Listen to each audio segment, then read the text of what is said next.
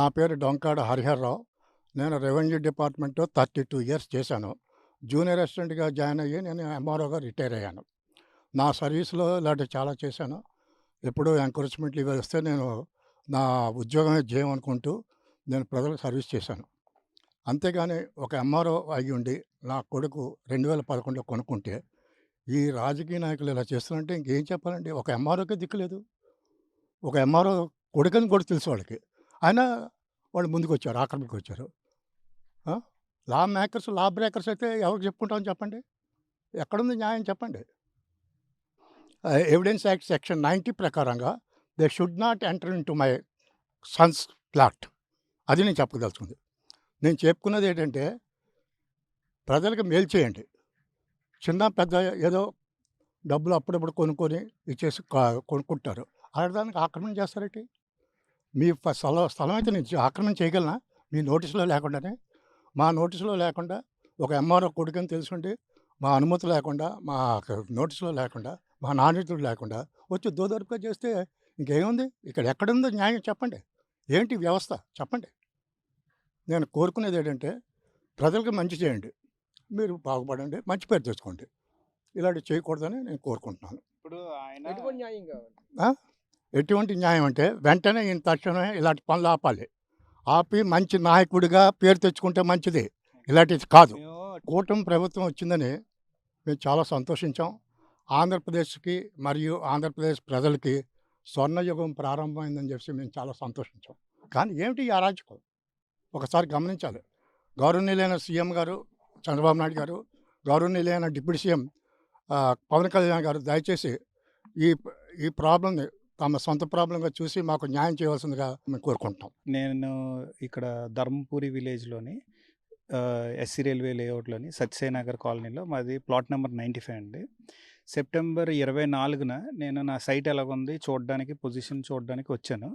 వచ్చినప్పుడు నా పక్క ప్లాట్ నెంబర్ 94 బొత్స చైతన్య ఆయన ఏం చేశారంటే, నా షెడ్ ఇక్కడి వరకు ఉండేదండి. ఇక్కడి వరకు ఉన్న షెడ్‌ని ఆయన ఎక్స్టెండ్ చేసి ఆయన గోడౌన్ కింద వాడుకోవడానికి ఆయన పెట్టుకున్నారు. నేనెళ్ళి సార్ ఇక్కడ ఒక కాంట్రాక్టర్ ఉన్నారు. ఆయన భీమరాజు ఏదో ఆయన పేరు. ఆయన్ని అడిగాను, బాబు ఇక్కడ ఇది నా సైటు నువ్వెందుకు వచ్చి నా దాంట్లో గోడౌన్ ఎక్స్టెండ్ చేసావంటే, సార్ నేను ఒక ఫ్లోర్ వేసుకోవడానికి ఎక్స్టెండ్ చేశాను. మీకేమైనా ప్రాబ్లమ్ ఉంటే ఈ వీధిలో చివరికెళ్తే బొత్స లక్ష్మణరావు గారి ఇల్లండి, అక్కడికెళ్ళి మాట్లాడుకో అని చెప్పి. నేను వెంటనే చెప్పాను, నేను ఇలా పోలీస్ స్టేషన్‌కి వెళ్తాను, లీగల్‌గా ప్రొసీడ్ అవుతాను. ఎందుకంటే ఈ సైట్ నాది చాలా కాలం నుంచి, నాది 2011 నాది రిజిస్ట్రేషన్ అయింది. ఆయన రిజిస్ట్రేషన్ జూన్‌లో చేయించుకున్నారు. చేయించుకున్నప్పుడు నా పర్మిషన్ లేకుండా నా తాలూకా షెడ్‌ని డిస్మాండిల్ చేసి ఆయన ఎక్స్టెండ్ చేయడానికి మీరెవరని అడిగితే ఆయన ఏదో చెప్తాడు. ఎవరో వచ్చారు, ఎవరో పెద్ద మనిషి నాకు పర్మిషన్ ఇచ్చారు, ఇలాగ ఏదో లేమ్ స్టోరీస్ చెప్తున్నాడు. So it's a type of encroachment. నా సైట్ ఎందుకు ఎంక్రోచ్ చేశారు అని గట్టిగా అడిగితే ఏమని వెళ్తే ఈ వీధిలో చివరికి వెళ్ళండి, అక్కడ పెద్ద ఇల్లు ఉంటుంది, ఆ ఇంట్లో బొత్స లక్ష్మణరావు గారు ఉంటారు, ఆయన మంచి ఆయనతో మాట్లాడండి అని చెప్తున్నాడు.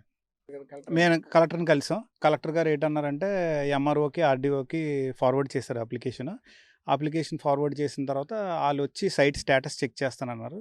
సైట్ స్టేటస్ చెక్ చేసి ఇక్కడ 145 సెక్షన్ పెట్టాలా లేకపోతే ఏంటి, లేకపోతే ఫర్దర్గా ఎలా ప్రొసీడ్ అవ్వాలనేది నాకు గవర్నమెంట్ నుంచి చెప్తానన్నారు. ఆల్రెడీ నేను స్పందనలోని నిన్న సోమవారం స్పందనలో ఫిర్యాదు చేశాను కదా, ఆ స్పందనకి నాకు రిప్లై పెడతానని చెప్పి. మీకు ఎటువంటి న్యాయం కావాలి? నాకు న్యాయం అంటే ఎట్లేదు సార్, నేనేం నమ్ముతున్నానంటే ఇప్పుడు సో కాల్డ్ నా పక్క సైట్ వాళ్ళు ఏంటంటే పొలిటికల్ లీడర్స్ లేకపోతే ప్రజలకు సేవ చేయడానికి ఉన్నారు.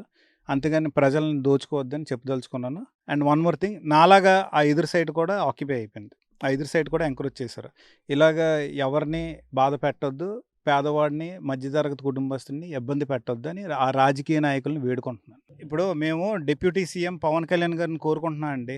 మాలాంటి వాళ్ళని ఇలాగా అంటే మమ్మల్ని ఇబ్బంది పెడుతూ, మమ్మల్ని హింసిస్తూ, ప్రజల్ని వారి బతుకు వాళ్ళు బతకనివ్వకుండా ఉండడానికే మేము ఈ గవర్నమెంట్ ఎన్నుకున్నాం. అలాంటిది ఈ గవర్నమెంట్లోనే ఇలాగ అవుతుందంటే మాకు చాలా బాధగా ఉందండి. ఎందుకంటే మేము పవన్ కళ్యాణ్ గారు వస్తే మార్పు వస్తుంది, ఆయన ఒక సినిమా యాక్టర్, అన్నీ వదిలేసి అన్ని డబ్బులు వదిలేసి ఆయన ప్రజాసేవకు వస్తారు అని నేను చాలా హ్యాపీ ఫీల్ అండి. నేను ఓపెన్గా హ్యాపీ ఫీల్ అని అన్ని 100 కోట్లు వదిలేసి వచ్చారు. ఆయన పర్యవేక్షణలో ఇప్పుడు ఈయన కూడా ఆయన పార్టీలో జాయిన్ అవుతున్నారు. జాయిన్ అయ్యి ప్రజల్ని ఇలా హింసిస్తుంటే ఆయన ఒకసారి చూసి ఈ లేఅవుట్లోని ఈ 64/2, 64/1 లేఅవుట్లో జరుగుతున్న అక్రమాల గురించి ఒక్కసారి డిప్యూటీ సీఎం పవన్ కళ్యాణ్ గారు, సీఎం చంద్రబాబు నాయుడు గారు వాళ్ళు తగిన సాయం చేసి మా బాధ్యులందరినీ ఆదుకోమని చెప్తున్నానండి. మేము లీగల్గా ఫైట్ చేస్తున్నాం సార్, మేము ఇల్లీగల్గా ఏం చేయట్లేదు. అండ్ వన్ మోర్ థింగ్, మాకు అంత ధైర్యం అంతా ఉన్నా మమ్మల్ని అనగదొక్కడానికి సిస్టమ్ ఉంది. ఇప్పుడు ఈ సిస్టంలోని పెద్ద పెద్ద రాజకీయ నాయకుల దగ్గర మాలాటోళ్ళు ఎందుకు పనిచేయరు. అలాంటిది మేము ఏంటనుకుంటాం, ఒక మధ్యతరగతి కుటుంబానికి, ఒక పేదవాడికి మనకి సీఎం గారు ఉన్నారు, డిప్యూటీ సీఎం గారు ఉన్నారు, మనకు అండగా ఇంతమంది ఉన్నారు అని అనుకుంటున్నాం. కానీ మాకు న్యాయం జరగాలి.